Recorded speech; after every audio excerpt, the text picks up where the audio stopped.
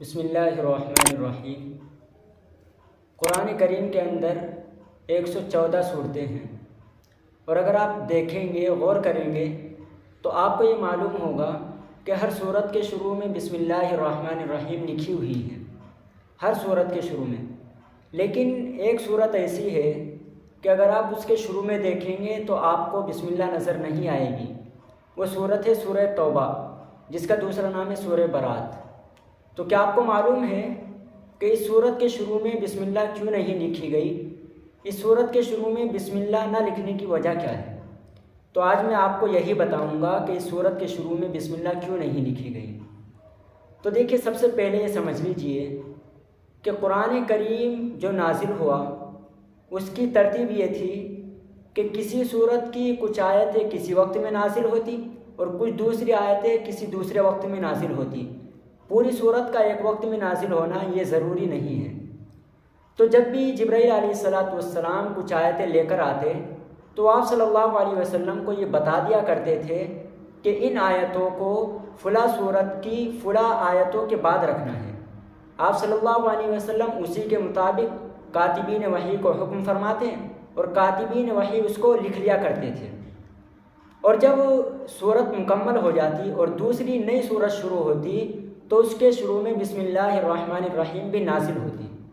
لیکن جب نمبر آیا سورہ توبہ یعنی سورہ برات کا تو اس کے شروع میں بسم اللہ الرحمن الرحیم نازل نہیں ہوئی۔ تو جب جبرائیل علیہ السلام بسم اللہ لے کر نہیں آئے تو آپ صلی اللہ علیہ وسلم نے کاتبین وحی کو بھی ہدایت نہیں فرمائی بسم اللہ لکھنے کے بارے میں۔ آپ صلی اللہ علیہ وسلم نے کاتبین وحی کو بسم اللہ لکھنے کا حکم نہیں فرمایا، اور اسی حال میں یعنی کاتبین وحی کے لکھنے کے بعد آپ صلی اللہ علیہ وسلم کی وفات ہو گئی۔ اب دور آیا حضرت عثمان غنی رضی اللہ عنہ کا، کیونکہ ان کے دور میں قرآن کریم کو ترتیب دی گئی اور قرآن کریم کو مرتب کیا گیا۔ تو ترتیب دینے کے وقت کیونکہ حضرت عثمان غنی رضی اللہ عنہ کو یہ شبہ تھا، یہ احتمال تھا کہ یہ جو سورہ توبہ ہے، کیونکہ اس کے شروع میں بسم اللہ لکھی ہوئی نہیں تھی، تو یہ احتمال تھا کہ یہ صورت کسی دوسری صورت کا جز اور حصہ ہو۔ لیکن اب یہ بھی معلوم نہیں تھا کہ کس صورت کا حصہ اور جز ہے۔ تو جب غور و فکر کیا تو معلوم ہوا کہ سورہ توبہ کے جو مضامین اور عنوانات ہیں وہ سورہ انفال کی طرح ہے، اس سے ملتے جلتے ہیں۔ تو یہ کیا گیا کہ سورہ توبہ کو سورہ انفال کے بعد رکھ دیا گیا، کیونکہ یہ بھی احتمال تھا کہ یہ مستقل صورت ہو، یعنی سورہ توبہ کوئی مستقل صورت ہو۔ تو اس لیے یہ کام کیا گیا کہ سورہ انفال کے آخر میں اور سورہ توبہ کے شروع میں ایک لائن چھوڑ دی جاتی ہے، جس سے یہ معلوم ہو کہ یہ نئی صورت ہے۔ اب دیکھیں، ہم جانتے ہیں کہ اس کے شروع میں بسم اللہ نازل کیوں نہیں ہوئی۔ جبرائیل علیہ السلام اس صورت کے شروع میں بسم اللہ کیوں نہیں لائے؟ تو دیکھیے، اس میں مختلف اقوال ہیں۔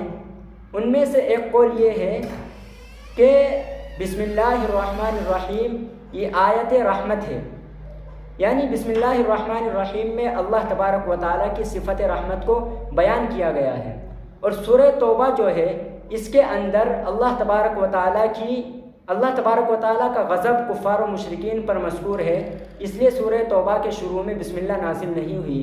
بالفاظ دیگر یوں سمجھیے کہ سورہ توبہ یہ ذریعہ امان ہے، اور کفار و مشرکین سے سورہ توبہ کے اندر امان اور برات کو ختم کیا گیا ہے، اس لیے اس سورت کے شروع میں بسم اللہ نازل نہیں ہوئی۔